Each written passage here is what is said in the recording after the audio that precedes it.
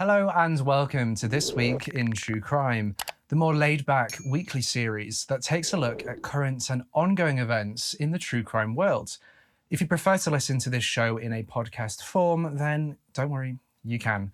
You can find This Week in True Crime on Spotify, Apple Podcasts, or anywhere you would usually go to listen to your podcasts. A link to the podcast version of this show can be found in the description. This week, we'll take a look at how a Seattle Seahawk player lost his coveted place on the team due to his horrifying actions at home. A murder-for-hire plot that was planned by an Oklahoma couple. And we'll take a look at a man who has been charged on 2 counts of murder after 2 bodies were seen on his Instagram livestream. All that and more coming right up. The following episode is not suitable for those under the age of 13. Viewer discretion and parental guidance is advised.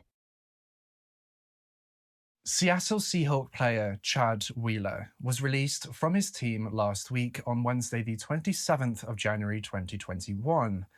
In a press release posted by the team on social media, they announced that Chad Wheeler had been immediately released from the team. Now, this not-so-shocking expulsion from the team comes off the back of his recent release from county jail for domestic abuse charges. Police were called to Wheeler's home late in the evening on Friday the 22nd of January 2021 after a terrified call from Wheeler's girlfriend. She had dialed 911 while hiding in a locked bathroom after being choked out by her boyfriend in a violent attack. He had actually stopped her from breathing by holding her nose and mouth closed while continuing to choke her out with the other hand. This dude is a complete capital A for abusive twat. I cannot begin to imagine the fear that his girlfriend must have felt. For the purposes of privacy, we're not going to be revealing her name or showing her photo. The charging documents stated that when she came back around, when she came to, she tried to get away from him, but the 6'7" tall Wheeler, quote, violently grabbed her left arm and ripped her body back towards him, and then choked her into unconsciousness again. And when she regains consciousness for the second time, Wheeler expressed surprise, saying, quote, "Oh, you're still alive." This is when she ran away and hid herself in the bathroom. It was in the bathroom where she made the call to the police and began to frantically text her friends and family to try to help her and to try to get them to also contact the police. When the police who responded to the 911 call arrived on scene, they said that they could hear a woman screaming from inside the apartment, and so they decided to force entry into the apartment where they found Wheeler standing behind this woman, his girlfriend. The report states that she was found crying in pain with her face covered in blood and her left arm swollen and limp against her body. She also had noticeable fingerprints on both sides of her neck. Even with the police now in the property and bearing witness to the abuse that they could see before them, Wheeler still didn't comply with the officer's commands, and he actually ended up getting tased, and rightfully so for what he did. He repeatedly yelled, quote, "sorry," and "I don't beat women," and began calling out to his girlfriend, telling her that he loved her. Sure, because when we love someone, we aggressively beat them up and try to choke them to death. Yeah, that's how that works. I'm not an expert on relationships, but kind of feel like that isn't what love is. Just saying. When the police questioned the woman, they asked her if she thought she was going to die, and she responded by saying that she thought she already had. Wheeler's girlfriend was then taken to hospital, where she was found to have a fractured arm, dislocated elbow, and aspiration fluid in her chest.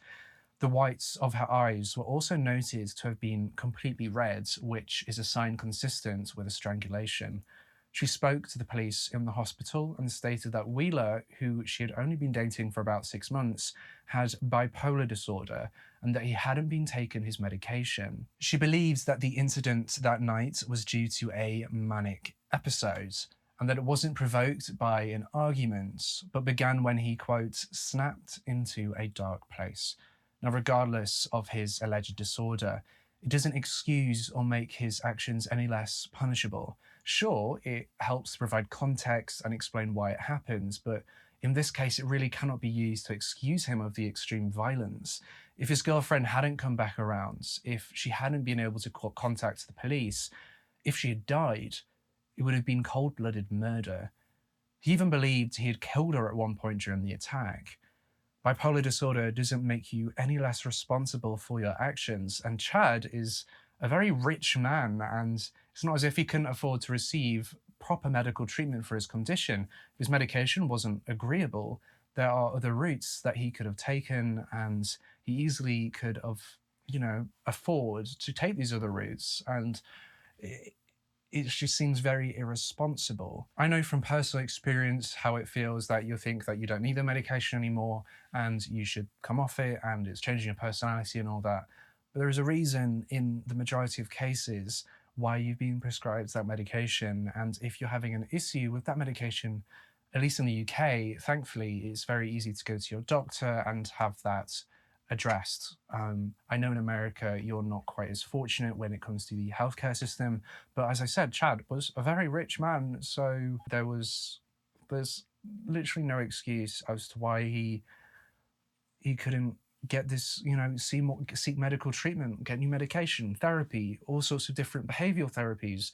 It just doesn't make any sense. Of course, if Chad were in a different position and he couldn't afford his healthcare, that would be a very, very different case and a massive failing on the medical system. And it would have been, it's not so much the blame wholly on him, but he's rich. So, there is literally no excuse. Chad Wheeler was charged with first-degree domestic violence assault, domestic violence, unlawful imprisonment, and resisting arrest. Wheeler was booked into King County Jail early Saturday, the 23rd of January 2021 in the morning, and was released on Tuesday, the 26th of January 2021 in the morning after a hefty $400,000 bail bond was posted.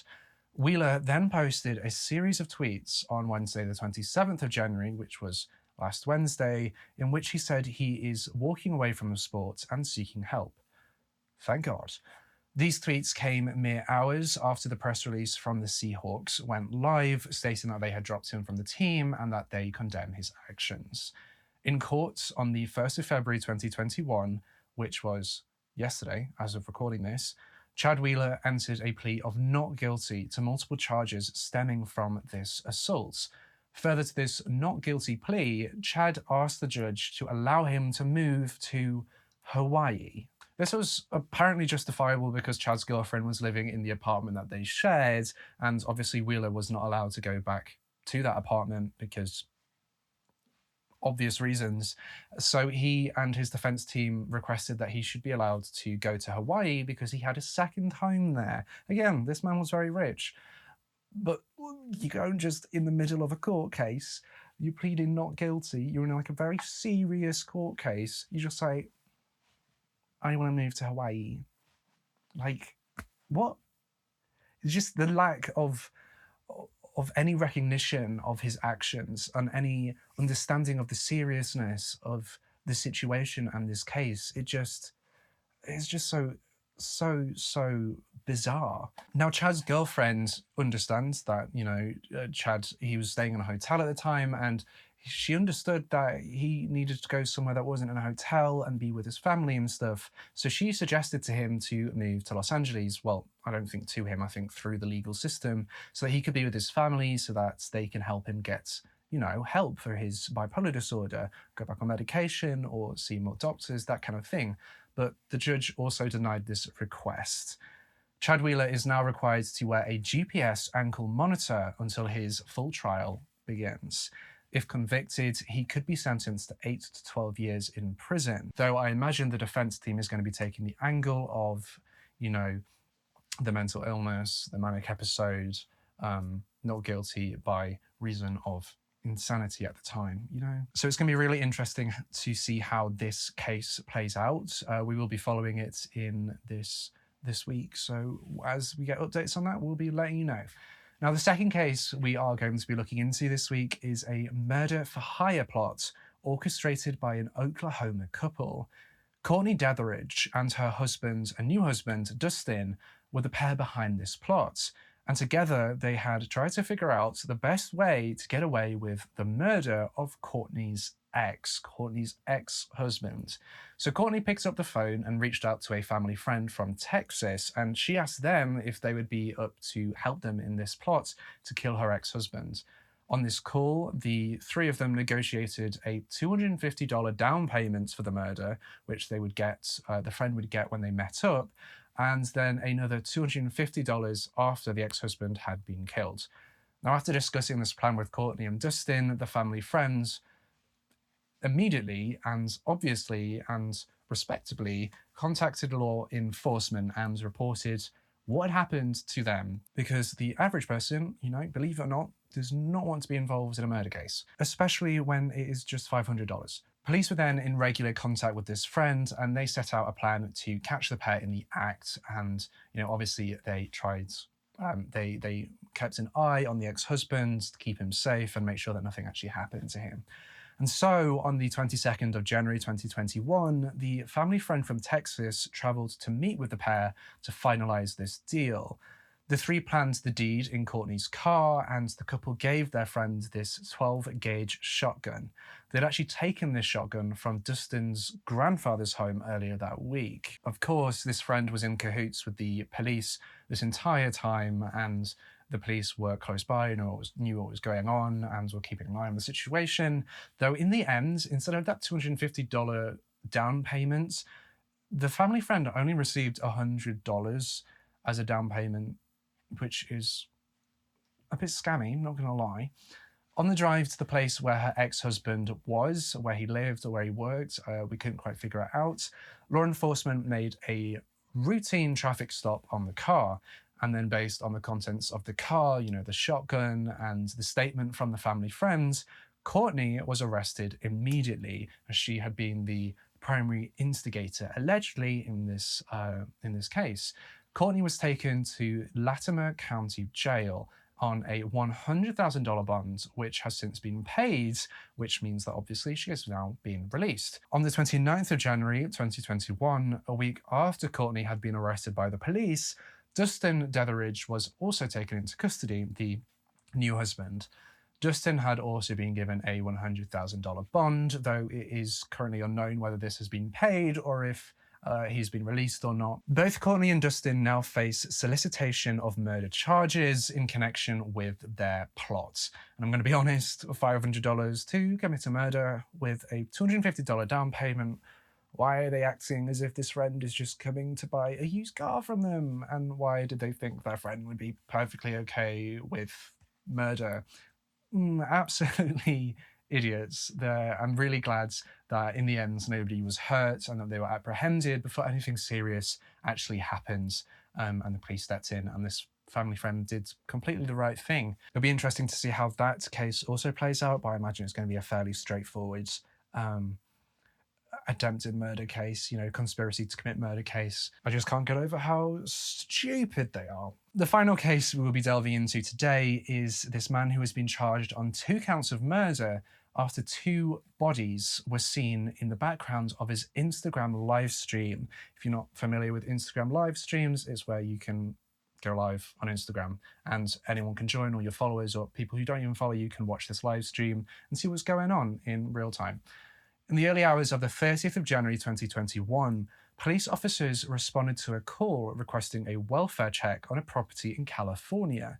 This welfare check was requested by a woman who had been watching an Instagram live and was concerned with something that she had seen on this live.